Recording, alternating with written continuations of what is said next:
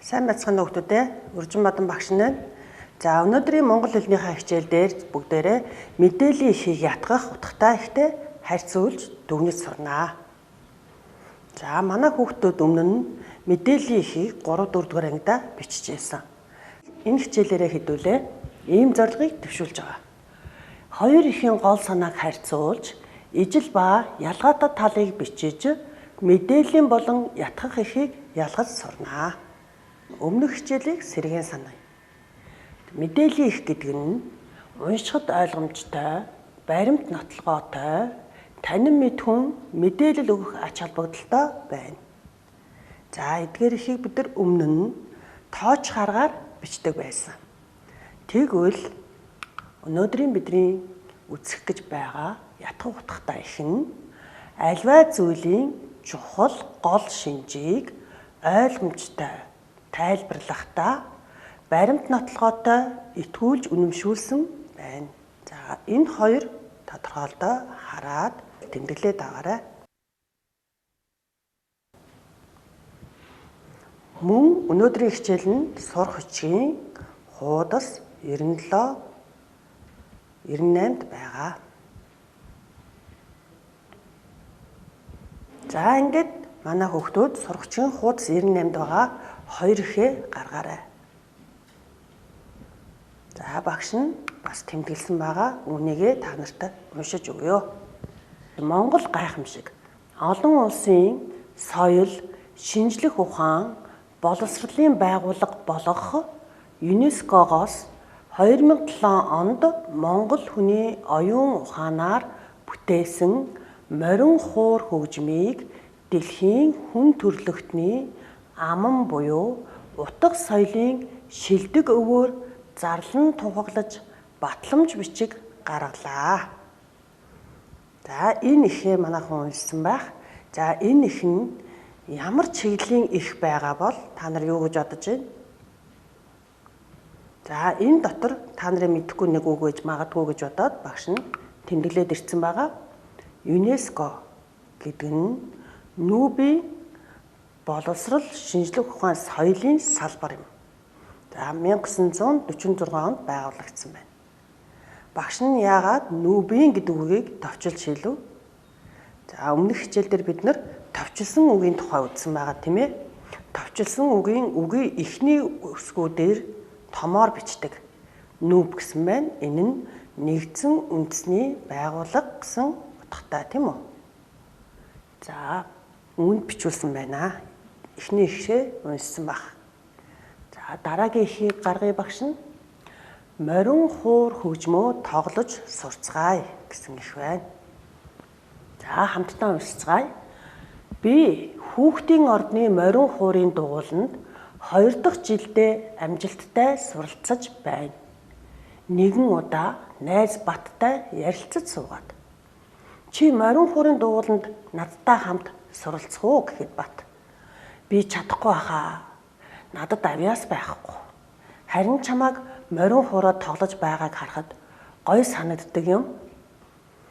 Тийм ээ, би морин хуур хөгжмөөр тоглохдоо монгол хүн гэдгээрээ өөрийн ирэхгүй бахархдаг. Завхан аймгийн морин хуурын багш Дэлгэр насан аймагта 2220 морин хуурчдыг сургаж гайхамшигттай амжилт гаргасан. Үүнийг монголчууд болон гадаадынхан их сонирхож сайшааж байгаа. Хоёулаа тоглоод сурчвал мөн гоё. Чи чадна. Өөртөө итэг. Маргааш хоёулаа манай багштай уулзъя. Чадахгүй байхаа. Миний найз сонсгол сайтай гоё дуулдаг шүү дээ. Чи чаднаа. Манай багш хөгжмийн боловсралтай хүн. Гэд багш нь түр зогсъё. За та нар юу гэж бодож байна? Багш нь өмнөх хичээл дээр таамаглахыг орсон тийм ээ.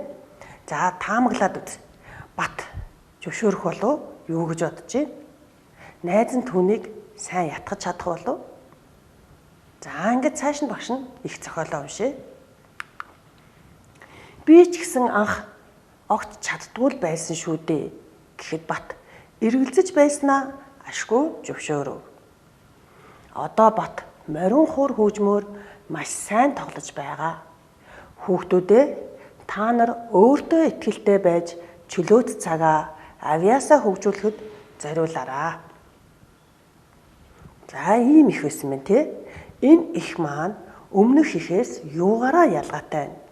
Ямар чиглийн их байгаа бол гэж бодож байна. За ингээд их дотроо төмөр ажиллаад хэдэн асуулт зохиож бичсэн байгаа тавшин. За бүгдээрээ хамтдаа бичээд явцгаая. Үзэг дэвтрээ бэлдээрэй. За эхний ихийг Монгол гайхамшиг гэсэн их байсан тийм ээ. Энэ ихийг та нар ямар утгатай их гэж бодож байна? За энд тохирсон асуултанд хэдүүлээ хариулъя. За ЮНЕСКО гэж ямар байгууллага вэ гэсэн байна тийм ээ. За эхний ихээ бичих байгаа учраас багш нь 1 гээд дугаарлаж. За ЮНЕСКО гэж ямар байгууллага гэлээ?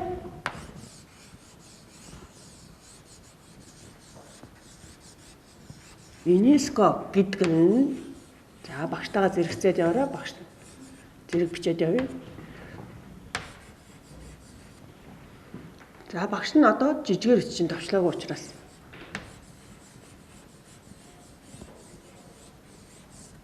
боловсрол, соёл,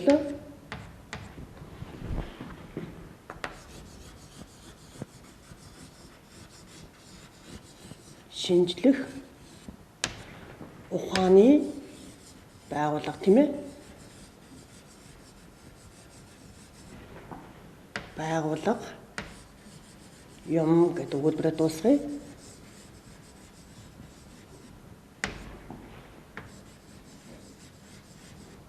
За бид нэг шинэ байгууллагын тухай мэдэж авлаа. За дараад нь юуг бидэнд мэдээлж ямар баримт татсан бэ гэсэн байна тийм ээ. Эхний ихээс юуг бидэнд мэдээлж ямар баримт татсан бэ? За тэгвэл морин хуур хөгжмийг багш нь та нарыг ингэж хариулж байгаа байх гэж бодоод бичиж байгаа тийм ээ. Морин хуур хөгжмийг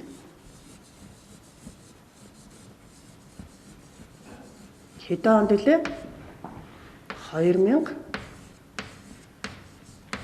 2007 онд. За ЮНЕСКОд бүртгүүлж юу авсан бэлээ? Батламж авсан гэсэн тийм үү? За бид нэг шинэ мэдээлэлтэй боллоо.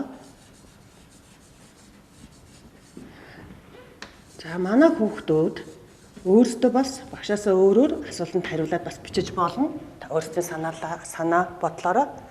За эхний ихтер багш нь 2 асуулт зохиогоод хариулж ичлээ.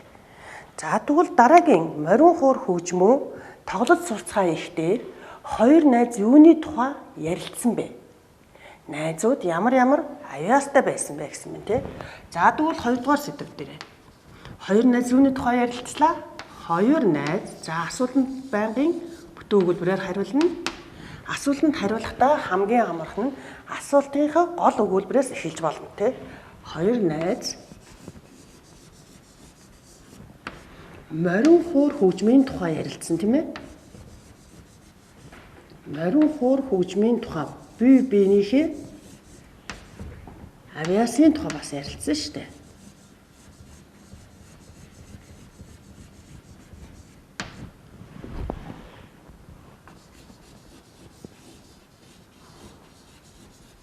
Ярилцсан. За манай хүүхдээ бичсэн баг. Мөн ямар авьяастай байлаа? Батыг юу гэж хэллээ хүүхдүүдээ? Санаарай. Батыг ямар авьяастай гэж найз нь хэлсэн мөлий? Зүйтэй дуулах. Миний найз дуулдаг юм чинь. Бат дуулах. Харин найз нь морин хуур хөгжим тоглодог байсан тийм ээ. Ийм авьяастай хүүхдүүд байсан байна.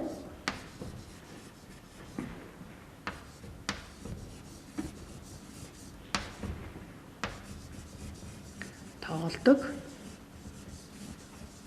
Бат дуулдаг. Харин найз нь морин хуур тоглодог тийм. Ийм авьяастай байсан байна. За дараагийн асуулт нь найз нь морин хур тоглохын чухлыг ятгахдаа ямар баримт хэрэгэлсэн бэ? Батыг ятгахдаа ямар баримт хэрэгэлсэн бэ? За жоохон бодоорой манай хүүхдүүд. За багш нь бол ингэж хариулах чинь найз нь Завхан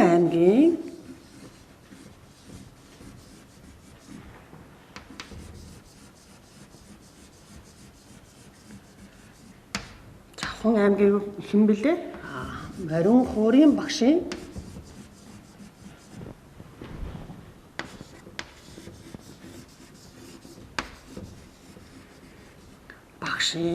бэлтгэсэн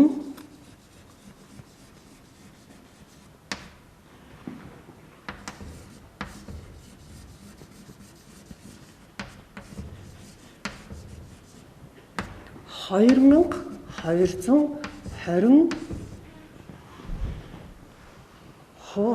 сурагчдын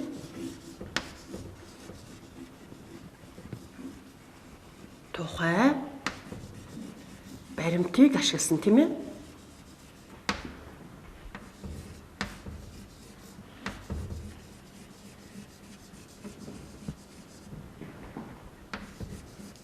За энэ баримтыг ашигласан байна. За миний хүүхдүүд гүйцэд бичиж чадчихна. За багшийнхаа бичсэнийг асуултанд хариул бичсэнийг нэг хараад аваарай. Багш нь жоохон хүлээе.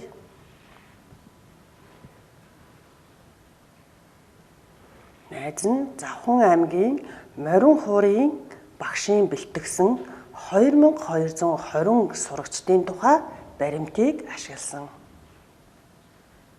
За манай хүүхдүүд бичиж амжсан баг.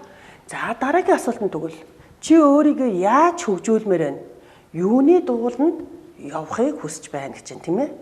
За тэгвэл чи өөрийгөө хэрхэн хөгжүүлэхийг бодож байна гэдгээ өөрийнхөө бичээр. Би гэдэгтлээ багш нь. Би. За юуны дугууланд явахыг хүсэж байгаагаа бичиж болно. За магадгүй хөвгүүд бүхий секцэнд явахыг хүсэж болно. Охтууд бүжгийн дугууланд явахыг хүсэж болно. За багш нь тэгвэл аль нэгнээс нь жишээ аваад би сагсан бөмбөгийн гэж тийм ээ. Сагсны за спортод бол секц гэж яддаг тийм. Секцэд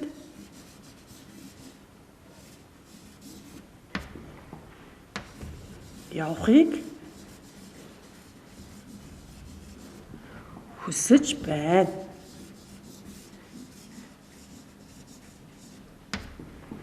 За бүтэн өгүүлбэрээр хариулах нь хамгийн чухал байдаг тийм ээ.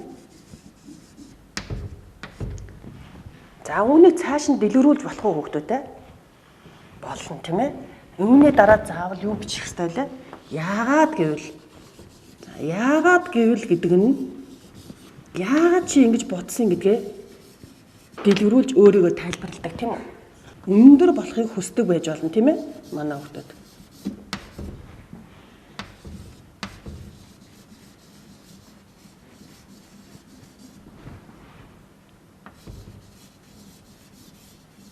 За та нар өөрсдийнхөө чи юуны секцэнд юм уу дугууланд явахыг хүсэж байна?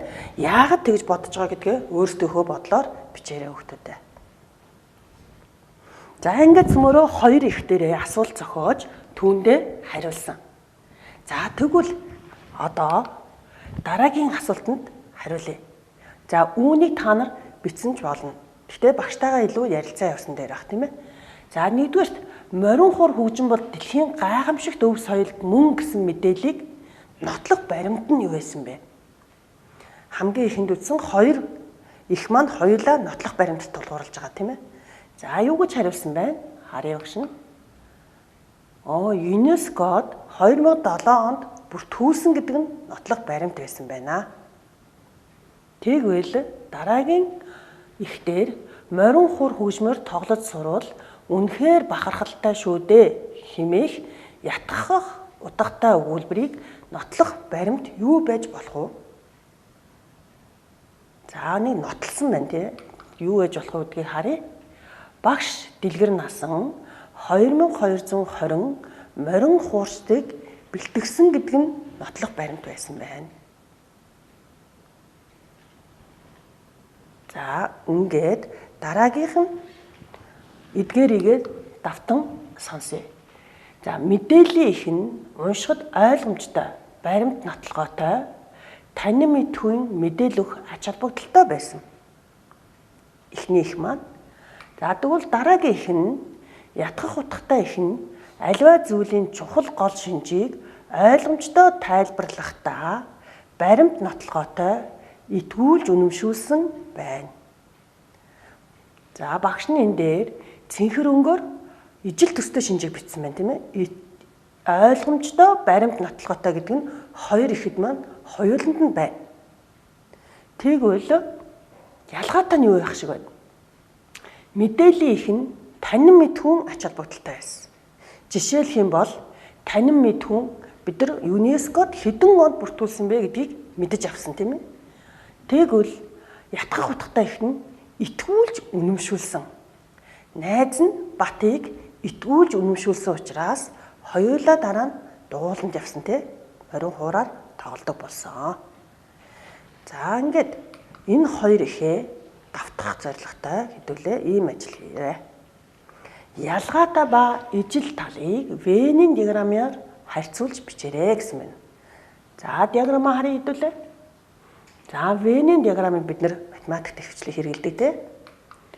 Хоёр ихийн ижил талууд хаана байдаг вүлээ? За Монгол гайхамшиг ихийн ялгаатай тал, морин хуур хөгжмөө тоглож сурцгаа ихийн ялгаатай тал. За ингээд багш нь самбарт Венийн диаграмыг зуръя. За та нар өөрсдөө дэвтэр дээрээ зураараа. Хэр олон юм бичих бол гэдгээсээ багцаалдаж дугуугаа авдаг тийм ээ. За багш нэг иймэрхүү л хавцаа юм бичих болов уу гэж бодоод ингээд дугуугаа авчи. За багш нь хоёр дугуугаа авчлаа.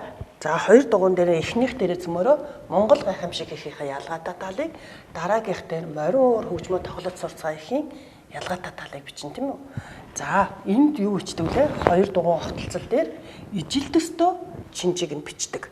За ингээд энийг бичихдээ их талаасаа бичнэ. Ихийн талаасаа. За ойлгомжтой баримт нотлогоотой гэдэг маань хаана ирэх вэ? Ижил хоёулаа ойлгомжтой. Энэ хоёр их маань хоёулаа ойлгомжтой. Мөн хоёулаа баримт нотлогоо дээр тулгуурладаг. Хоёулаа баримт нотлогоотой. За тэгвэл эхний мэдээллийн их маань бол юугаар ялгаатай байсан бэлээ? Танин мэдхүүн талаасаа ялгаатай байсан тийм ээ. Та нарт шинэ мэдлэг олгож байсан танин мэдхүүн.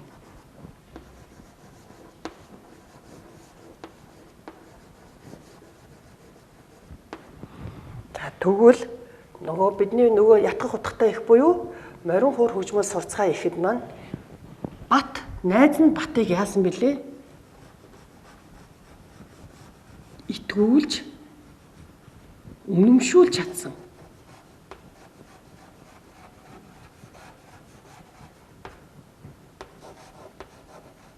За итгүүлж үнэмшүүлэхийн тулд найзаагаа яаж чадсан бэлээ? Ятгсан шүү дээ.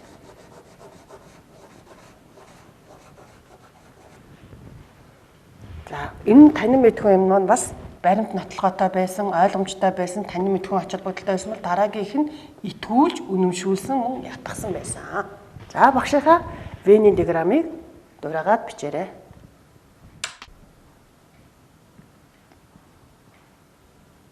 За өөрсдийнхөө хийж болно те. Хоёр ихийг уншиж харьцуулснаа шалгацгаая. Шалгахдаа багш нь ийм шалгуурыг боловсруулсан байгаа. Хоёр ихийн ялгаатай талыг гаргаж чадсан уу? За манай хүүхдүүд үнийг өөрсдийгөө дүгнэхдээ дугуй бол маш сайн, дөрвөлж нь сайн. За бага зэрэг ойлгож чадаагүй, амжаагүй ч юм уу, бичиж амжаагүй бол өөрийгөө дунд зэрэг гэж биччихэд дараа нь түүнийг нөхөд авах боломжтой. За ялгаатай талыг гаргаж чадсан уу манайхан? Багш нь чадсан байх гэж бодож байна. Энэ хоёр тал дээр харагдаж байгаа. Хоёр ихийн ижил талыг гаргаж чадсан уу? Хоёр их дэх баримт мэдээллийг ялгаж харьцуулж чадсан уу? Хоёр их зорилгоороо хэрхэн ялгарч байгааг харьцуулсан уу? Гэт өөрийгөө шалгаарай. За манай хүүхдүүд хийж амжсан байх гэж бодож байна багш нь. Ингээд өнөөдрийн хичээлийнхээ даалгаврыг өгье. Сурах бичгийн хуудас 97. Сурах бичгийн хуудас 97-д байгаа хоёр ихийн гол санааг харьцуулж ижил ба ялгаатай талыг тодорхойлъё гэсэн гарч игтай энэ сэдвийн 1-4 дугаар дасгал даалгаврыг өнөөдрийн хичээлтэйгээ холбон хийгээрэй. За үүнийг хийхээ өмнө хуудас 95, 96-д байгаа усны тухай ихээ уншаарай.